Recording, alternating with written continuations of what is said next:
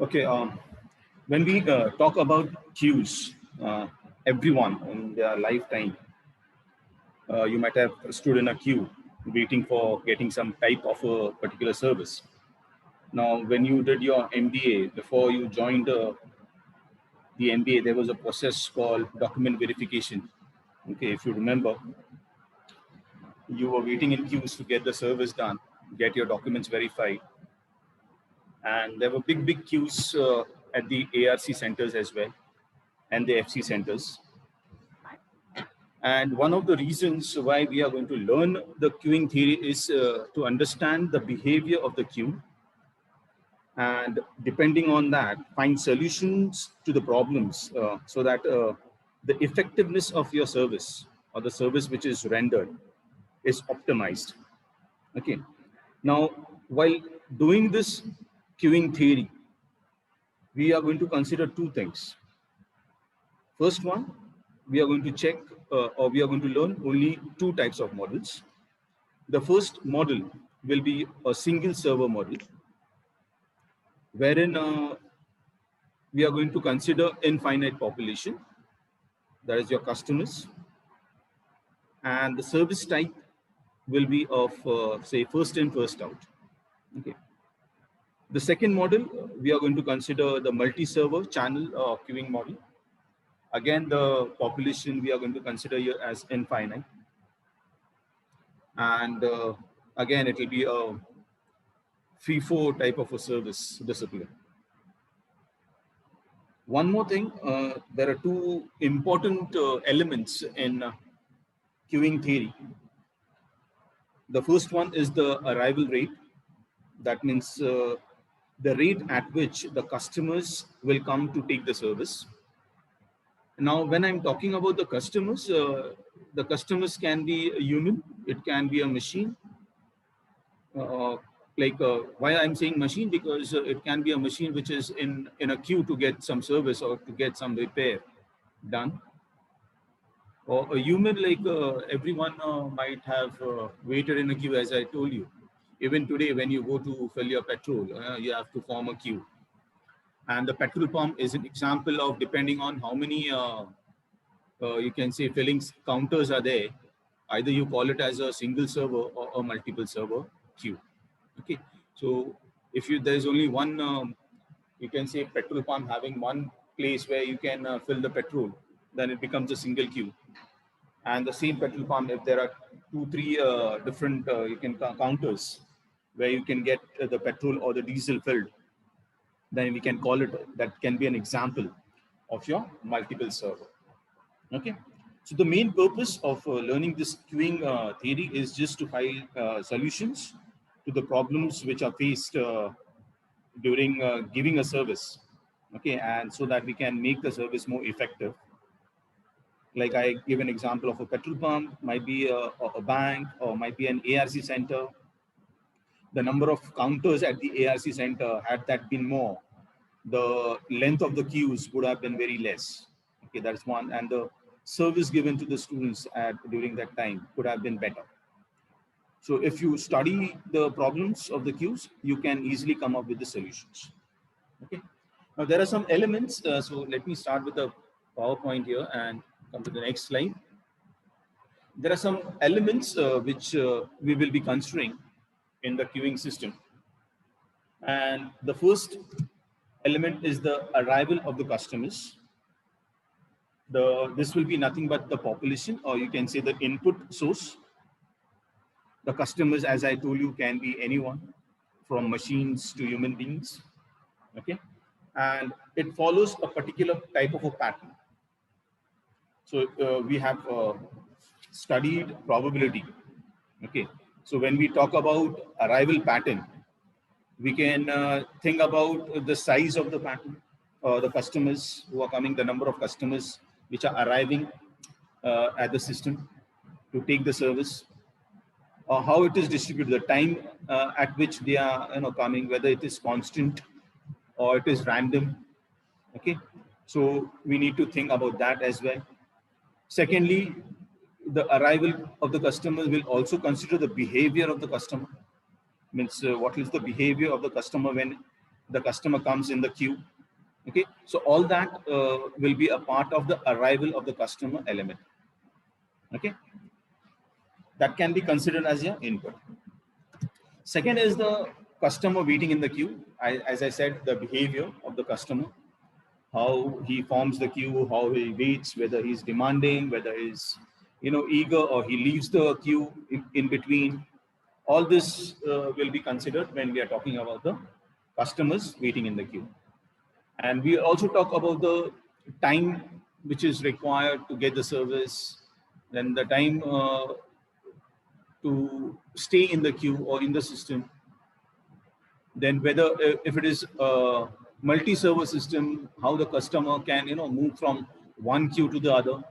Okay, all this will be considered as a part of the behavior of the customer. Then we have the service facility, which is known as your server as well, or we can also call it as a channel. Okay, server channel or service channel.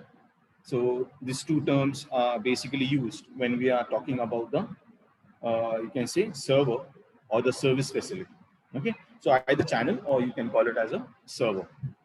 Now, server need not be a machine. It can be a human being. It can be a clerk. It can be an accountant, a banker, anyone.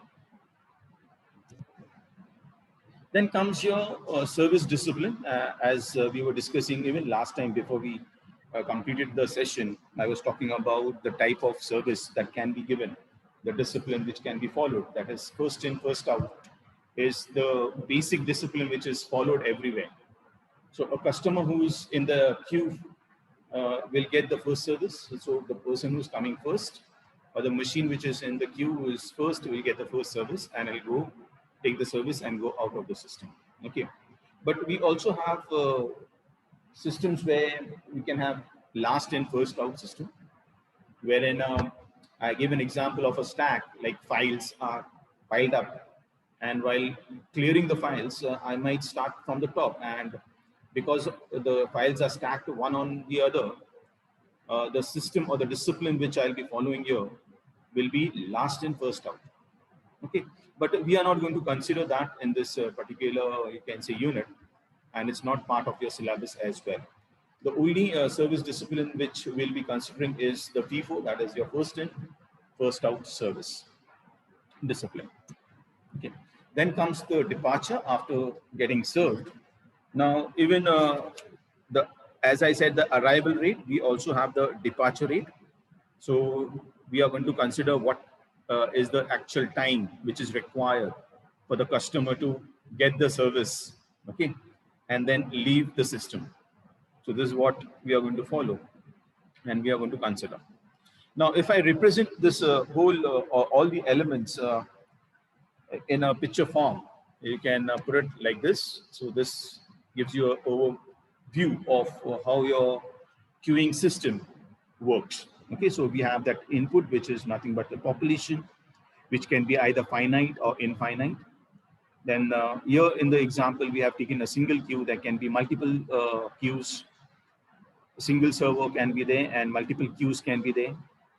Or we can have multiple servers and multiple queues. There can also be a single queue and multiple server as well. So if you go to a counter where you are taking from one counter to the other counter, the files are moved. Especially when you go for your passport service, you have you go to the first server first, get the service. Once it is done, your file is moved to the next server or the next counter. Then you move there and so on. Okay, so such types of examples are there, which we will be looking at. And finally, after you get the service, the served customer, that is your departure, can be considered here. Okay, so this is your served customer. Now, let us look at all the elements one by one. So my first element, as I told you, is my input process, okay, or the arrival pattern. Now, this includes the customers. The customers can be, as I told you, the machine, the worker, the people, okay. The customer arrive and join the system through an input process. Now, what are the characteristics of the input process? The first one is the size, okay. Now, size can be either finite or infinite. We are going to consider infinite size when we are talking about the two models which we are going to learn. Okay, this is nothing but the number of customers arriving at the system. That is nothing but your size. Okay, then comes your arrival time. So we have an element called arrival time distribution. Now this is either constant or random. Now the most common is the random distribution, and it follows Poisson exponential distribution pattern. Okay, and the mean is given by lambda, which is nothing but your arrival rate. Now please remember the mean, or you can say the mean arrival rate is given by lambda, but the mean time between successive arrivals is given by 1 by lambda. Okay, both are two different things. So when you get problems based on, or they have mentioned some time or some values for your arrival rate, please be careful whether they have mentioned the successive arrival, the time between successive arrival, or they have directly mentioned the mean arrival rate. If they have not mentioned the mean arrival rate, we need to calculate the mean arrival rate based on the mean time between the successive arrivals. Clear? Now, the time can be in different units. It can be in, say, hours, minutes, seconds, even a week or a day. Okay, depending on the problem, you have to solve it. The third part in the input process is your customer behavior. Okay, there are in all 4 types of behaviors that are noticed when the customers are forming a queue. The first type is the simplest one, where a person joins the system and he waits in the system till he gets served. Okay, a customer who is very patient. Okay, so we call that as a patient customer, who will join, wait in the queue patiently. When his time comes, he'll take the service and move out as his service is over. Okay, this one behavior. Second behavior is when the customer will come to the system, wait there for some time, and he'll notice if there's a delay in getting the service, he might leave the system. Okay, so such type of a customer is known as your impatient customer or reneging customers. RENEGING, reneging customers. Okay, this is one of the terms which is frequently used when we are talking about impatient customers. Okay, reneging, please remember. In some books, there is some error in while mentioning the type of the customer here. Now comes your third type of a customer, which will join the system or join the queue, and after waiting for some time, will start demanding for the service. You know, he's very eager. He'll start demanding for the service. He might feel that the server or the service provided is going very slow or something like that. So even though he's come late, he might start demanding the service for himself or even the others who are there in the queue. Okay, so this type of a customer is also known as, you can say, collusion of customers. Okay, or impatient customer. It's a combination of these two. Then comes the last one. Okay, a customer which moves from one queue to the other. Now, this is possible only in case of multiple servers or multiple queues.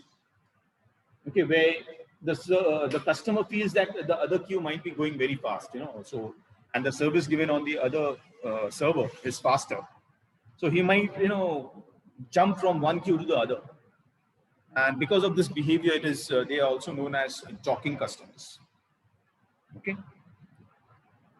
Clear? So these are some few 4 types of different behaviors which are noticed in customers which come to take the service. Clear? Now this is my first element, that is my input process, or you can call it as the arrival pattern. The second one is your waiting line or the queue which is formed. Now it refers to the customer waiting for the service, and it excludes the one which is getting served. Okay, so suppose there is a customer who's getting served, we are not going to consider that when we talk about the queue length.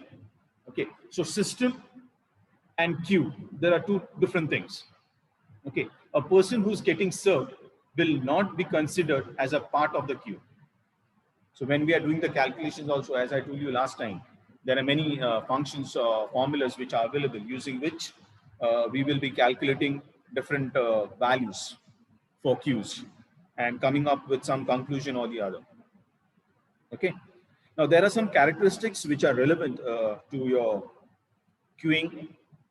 You can say waiting line.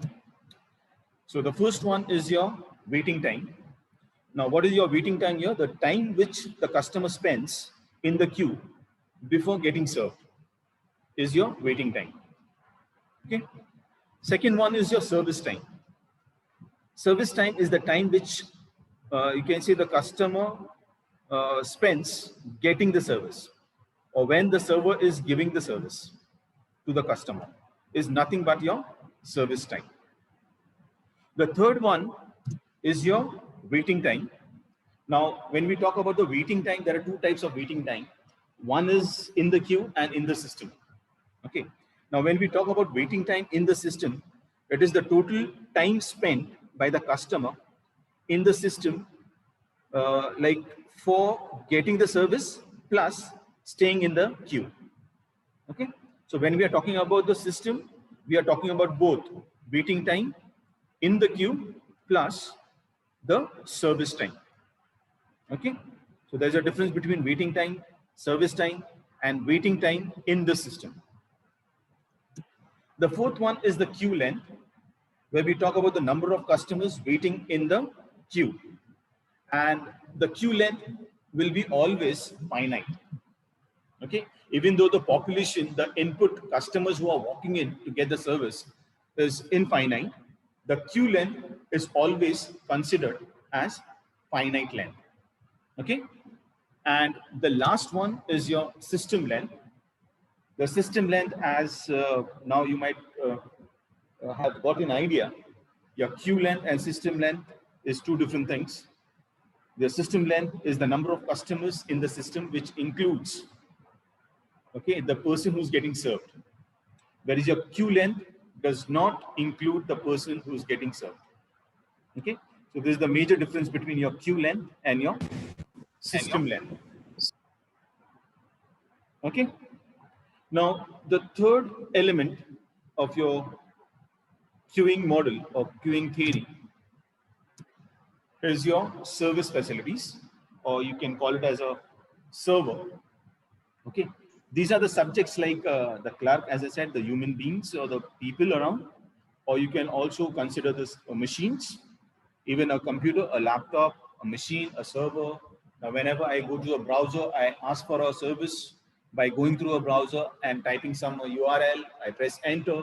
What happens? You know, my request goes to the server. Okay. And it waits for some time. You might have seen if there is a delay between getting the the browser page displayed on my laptop, that means I'm in a queue. Okay. Or I'm waiting for the server to give me the service. So you can also consider the machine as a server here, or a human being. Now again, there are some characteristics for service facilities. The first one is your arrangement. Now when we talk about arrangement, we are talking about the arrangement of the server, the service facilities.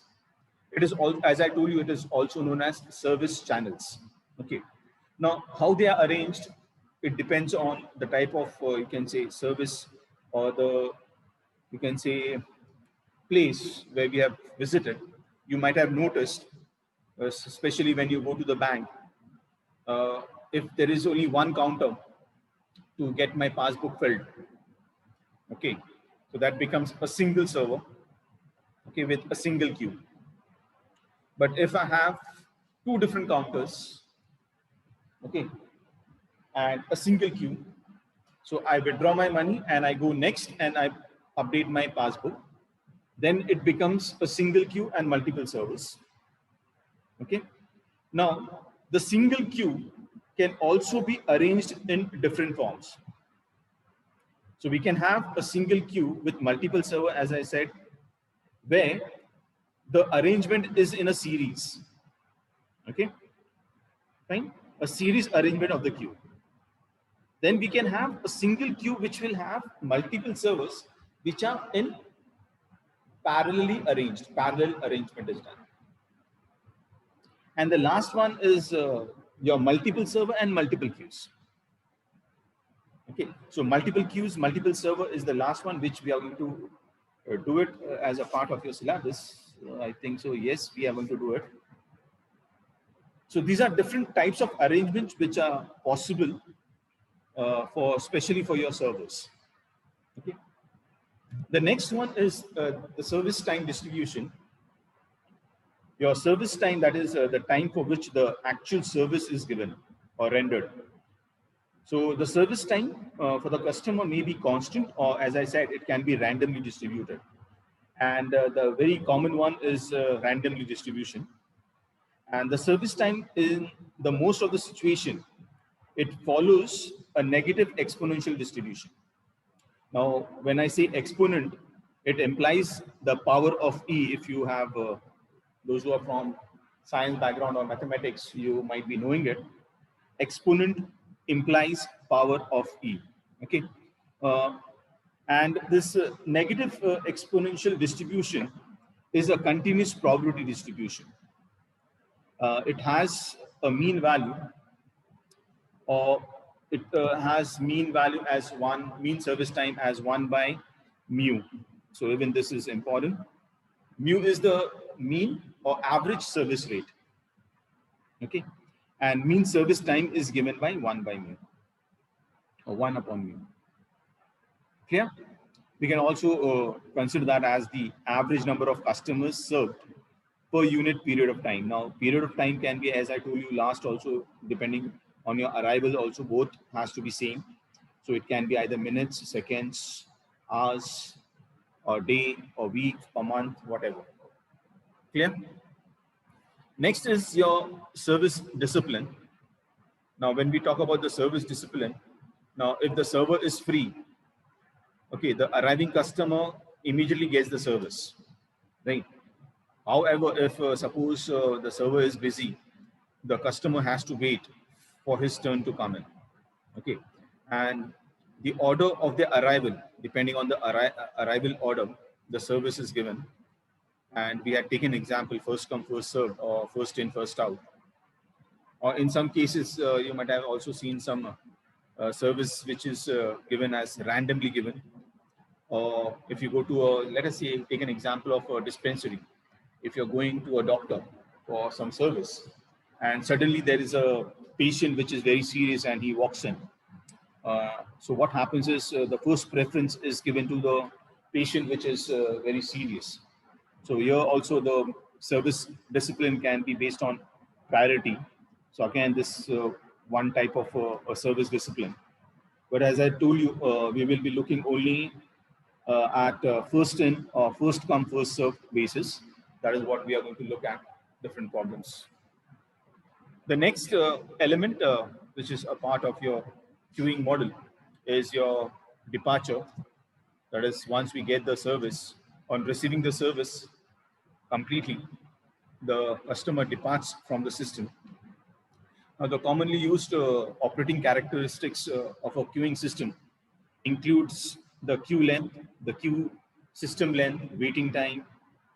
Okay, waiting time in system, waiting time in queue, and like service, whether the server is idle or busy. Okay, so these are some commonly used operating characteristics. Now, there's nothing to tell you about departure. I think we have covered a lot, and it's very simple regarding departure. Now, I'm talking about the different operating characters. Now, the models which we'll be learning, as I told you, the single server and the multiple server, are actually represented in a Kendall's notation. Now, what is a Kendall's notation? Let us see that. It is given by some keywords. These are some notes. If you want to go through it, you can. Here it is. The Kendall's symbolic representation is given by A. The first round bracket has A oblique B oblique C, followed by a colon, and D oblique E, where your A is nothing but the probability distribution of the number of arrivals per unit time. Okay, so A will refer to the arrival rate, you can say, the number of arrivals. B refers to the probability distribution of the service time. Okay, so it depends on your server time or the time which is taken to serve the customer. The third one, that is your C, represents the number of servers. So as I told you, there will be only two models which we'll be doing. So the value of C will be either 1 or it will be M, or C is used to indicate multiple servers. Okay, so either it will be 1 or it will be multiple servers, and multiple servers are represented by C or M. Okay. Now coming to the other round bracket where we have D oblique C, D indicates the capacity of the system, and E represents the service discipline of the system. Okay. So for an example, if I want to give a notation for the single server, I can represent that like this. So we consider the two models which we'll be doing. It can be represented as M oblique M. So A is represented by M here. And what is M? M stands for Markov. If you remember, we had done Markov chain. Okay. So M stands for Markov, which implies the number of arrivals in time. Okay. And the number of customers served in the given time. Now the second M also, one more thing, the process of giving the service or the arrival and serving, it follows a Poisson process, which is a continuous time Markov chain. Okay, so let us see the first model. The first one, that is your NN1. Infinity indicates the capacity of the system. That means infinite population can come and take the service. And the last one, FIFO, indicates first in, first out. Let us see the single server queuing model, which can be represented in the Kendall's notation as given in the brackets there. Okay. Now, what happens in this situation? The customer arriving in a single queue are served by a single server. Okay. And the number of arrivals per unit time is described by Poisson distribution. So, and that is your Poisson arrival. Okay. So while giving the values, even in the questions which are given to you, they will mention the type of distribution which is there, especially for your arrivals. And your service time is always your negative exponential distribution. So your service times are described by a negative exponential distribution, which implies that the departure follows Poisson distribution. So basically, your Poisson distribution is the most important type of distribution which is followed in your queuing model as well. The discipline, as I told you, will be always first in, first out. So that is your queue discipline, which will be followed in your single server queuing model. Then there will be only a single server. That's the fourth one. And the calling population will be infinite. So we have the potential of the system, the potential customers for the system will be infinite. Okay. The waiting space for the customer in the queue is infinite. Okay. But remember, the queue length will be always finite. Okay. Even though we are mentioning the waiting space for the customer is infinite, practically it is not possible. Practically it is not possible, but because we are considering that the customers are going to walk in randomly, okay, and it is a Poisson distribution, we can easily say that the waiting space is infinite. And your mean arrival rate, that is your lambda, is always less than mean service rate. Because if we say that the mean service rate is greater than arrival rate, then the queue will never get over, okay, or the server cannot stop, or the system cannot take a break, you can say. If you go to a petrol pump, okay, and if the customers are ever ending, not ending at all, you know, the arrival, the service rate is very less, the queue is not going to get over at all. And that's why, practically speaking, your mean arrival rate is always less than the mean service rate. Clear? Now, there are some formulas which are used in your server queuing model.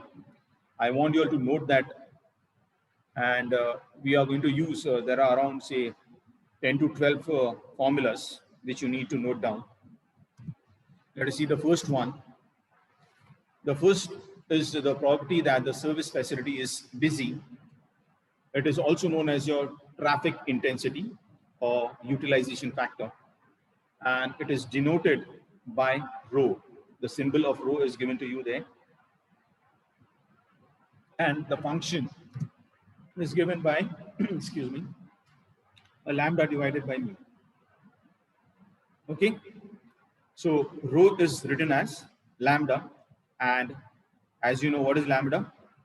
Lambda is the arrival rate, the mean arrival rate, and the mu is nothing but your mean service rate. Okay, that's the first formula. The second formula for property that the service facility is idle. That means the server is not busy. There is no one in the system. Is given by P0, okay, which can be written as 1 minus rho. And as you know, the rho formula is lambda by mu. So we can also make use of 1 minus lambda by mu. This is my second function. The third function is for the property that there are n units. Now, when I'm talking about the units, we are actually referring to the customers in the system. Okay.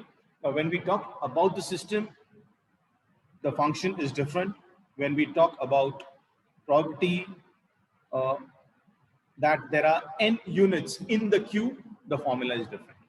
Okay. Now, this formula is for customers in the system, which is given by Pn, okay, equal to P0 multiplied by lambda by mu bracket to the power n. Okay, so this is one of the very important formulas, because maximum of the questions will be based on finding the probability that there are n number of customers in the system or in the queue. Okay, then we have functions for your waiting time. Let us say the next function is average waiting time of a customer in the system, which is given by Ws, which is equal to 1 divided by mu minus lambda.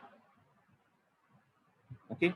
Next is your average waiting time of customer in the queue, which is denoted by Wq, which is equal to lambda divided by mu into bracket, mu minus lambda, or we can also write it as Ws minus 1 upon mu. Okay.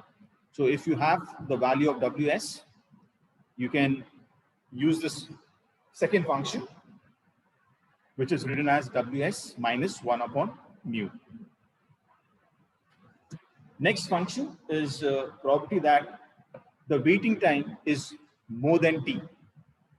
Now, this is a more complicated type of a function. Again, there are two varieties in this.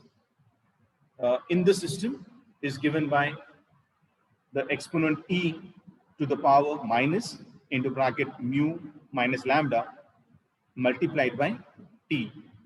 This for the system. And when we talk about the queue, it is lambda divided by mu into e to the power minus mu minus lambda bracket t. Okay, so these two complicated values, wherein the value of e is given as 2.718. So please note down this. The value of e, when we are talking about the probability of waiting time is more than t, the value of e is given as 2.718. Okay. Next is the average number of customers in the system, or you can also call it as the system length, okay, which is given by Ls. So Ls is given as rho divided by 1 minus rho. We can also use the function lambda divided by mu minus lambda.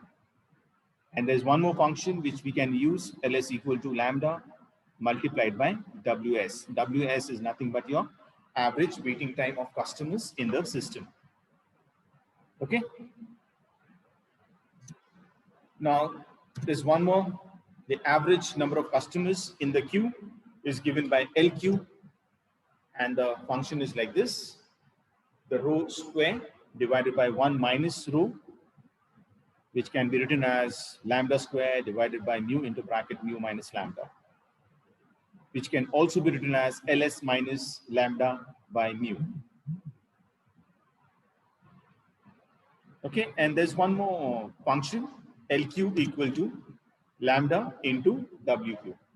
WQ is nothing but your average waiting time of customers in the queue. There are a few more functions, so quickly I'll go through it because we have less time left. Give me 1 minute. Now, this is one important function. The property that the queue size is greater than or equal to K is given by property that the number of customers in this system exceeds K is given by lambda by mu bracket to the power K plus 1. Okay. So this is the last function which I want you all to note down. When we come next, we'll see some few more functions. Okay, have formulas given by known as Little's formula that also we are going to see in the next session. So we stop here. Thanks a lot, and we'll also take some problems in the next session. Thank you.